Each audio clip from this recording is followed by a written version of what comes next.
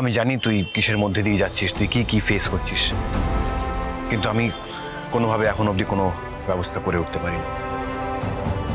কিন্তু আমি রূপা, তুমি কি বলছিলে অর্জুনদা? আমি সব শুনেছি। ও তোমায় কি বলছিল?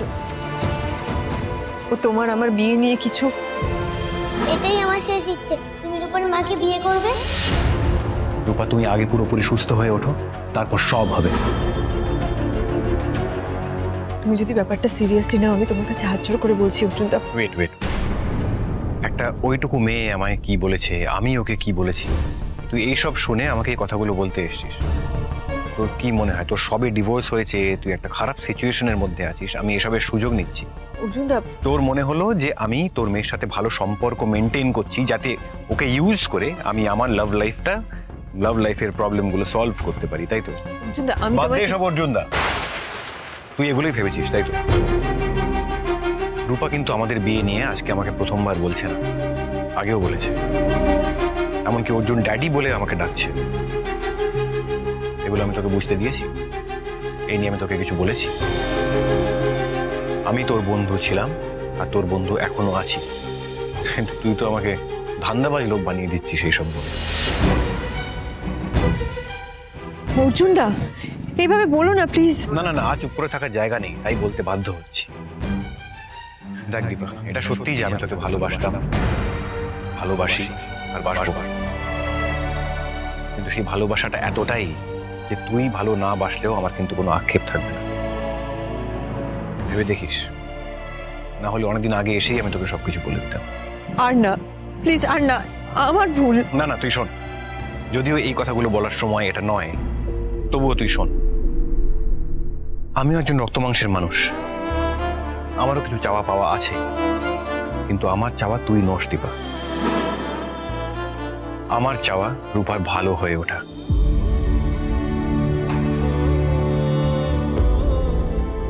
রূপা আজকে আমাকে বাবা বলে ডাকছে, আর আমি ওর বাবা হতে রাজি। কেন জানিস? কারণ রূপা আমাকে ওর বাবা হওয়ার যোগ্য মনে করে।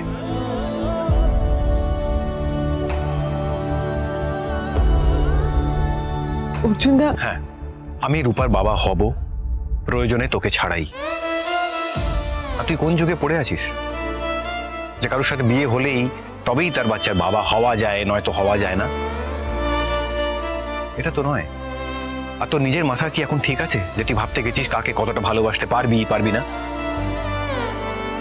অর্জুনদা, আমাকে সবাই কি ভাববে? আমি একটা মেয়ে। আর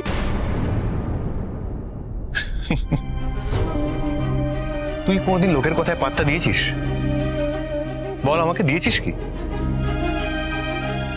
তাহলে আজ হঠাৎ কেন? টাকা আমার দিকে, টাকা। তুই তো একটা মেয়ে, মেয়েরা নাকি চোখের দিকে তাকিয়ে বলে দিতে পারে কার মনে কি চলছে। তুই আমার চোখের দিকে তাকিয়ে বলতো আমি কি ভাবছি। তুই কি দেখছিস? তোর জন্য কোনো প্রেম, কোনো ভালোবাসা এসব দেখতে পাচ্ছিস? কি দেখছিস? বিশ্বাস, ভরসা। তাহলে নিজের চোখে অবিশ্বাস করবি তুই?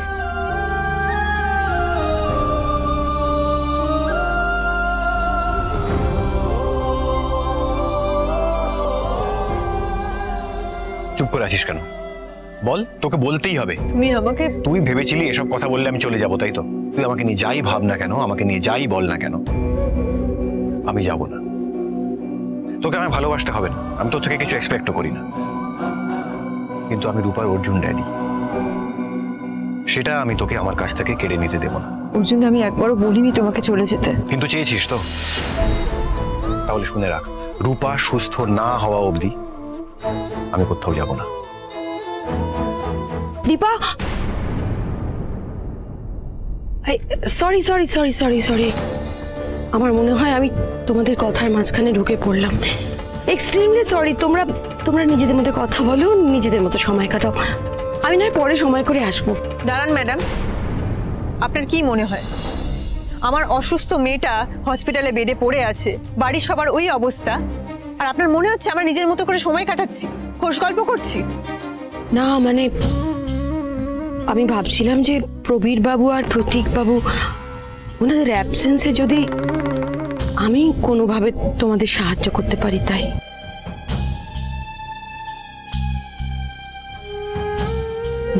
না মানে দীপা, আমি বলছিলাম যে আফটার অল আমরা তো রিলেটিভ, তাই না? পিতা, তোমার ছেলের সঙ্গে দীপার ননদের বিয়ে দিয়েছো, আর নয়। ওকা কি বলছো তুমি?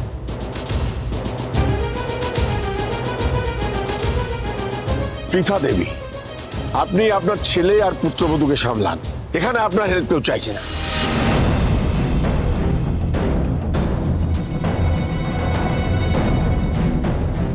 তোমার খাপ আমি সবার সামনে খুলবো না পৃথা, তাহলে অর্জুন জেনে যাবে তুমি ওর মা।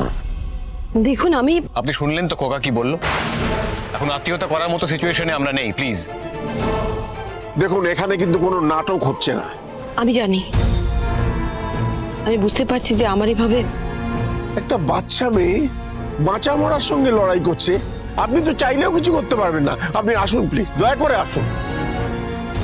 দীপা, আপনাকে একবার থানায় যেতে হবে প্রতীক বাবু আর প্রবীর বাবুকে ছাড়ানোর জন্য। হ্যাঁ,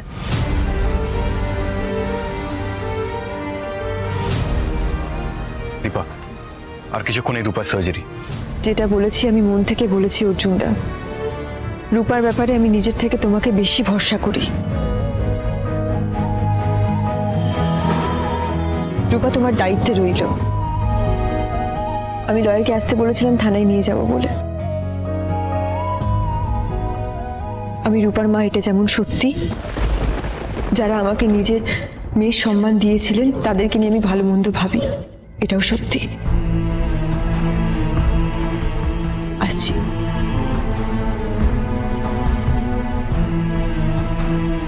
আপনি আসুন।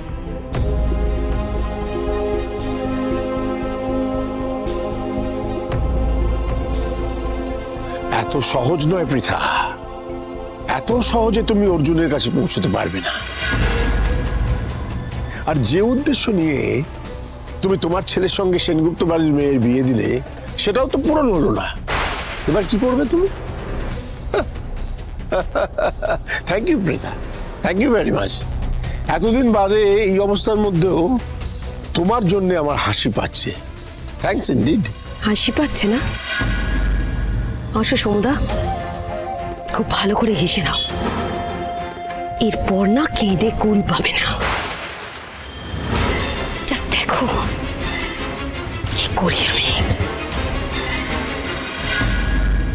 দীপা, রূপা দিদি ভাই কেমন আছে রে? ঠাকুর আছেন বাবা, যার কেউ নেই তার ঠাকুর আছেন।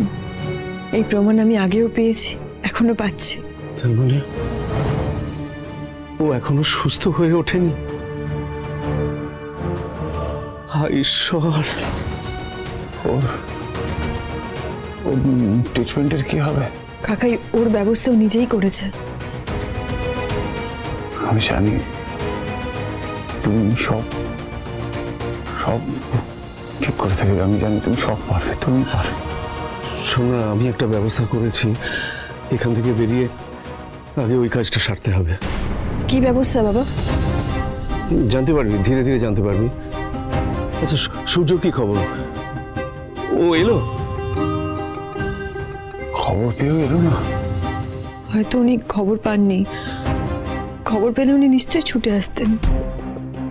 আর যাই হোক, উনি মেয়ের জন্য। দীপা ম্যাডাম, আমি একটু কথা বলে আসছি। হ্যাঁ, এই ওনাদের জামিন করানোর জন্য কিছু টাকা লাগবে। কত টাকা? প্রবীর বাবুর জন্য 30,000 টাকা লাগবে। 30,000? অপারেশনের খরচ কত হতে পারে? খরচা ওই সব মিলিয়ে অ্যাপ্রক্সিমেটলি 22। তাহলে তো কোনো চিন্তা নেই, আমার কাছে 31 মতো আছে। আবার রোজগারের টাকা কারোর কাজে লাগবে রূপা। আর আর কাকাই অ্যাটেম্প টু মার্ডারের চার্জ, তাই ওনার জামিন এখন করানো যাবে না। তাহলে এখন উপায়? উপায় হলো ওনাদের দুজনকে তো একসাথে ছাড়ানো যাবে না, কেননা প্রতীকবাবুর কেসটা সিভিয়ার, ওনার জামিন হবে না। দীপা বলছি, আমাদের নিয়ে তুই চিন্তা করিস না, আমাদের নিয়ে ভাবিস না। আমি প্রতীক এখানেই থাকবো।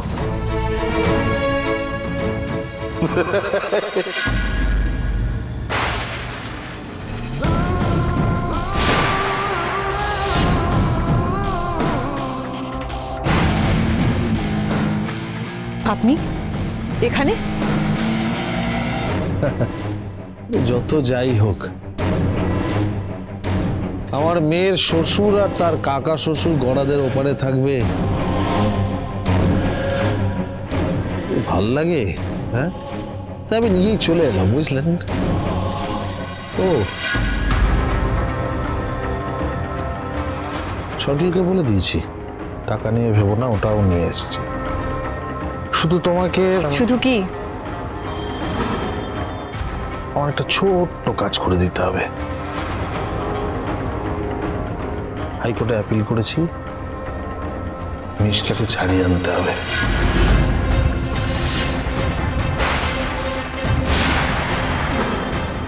নেভার!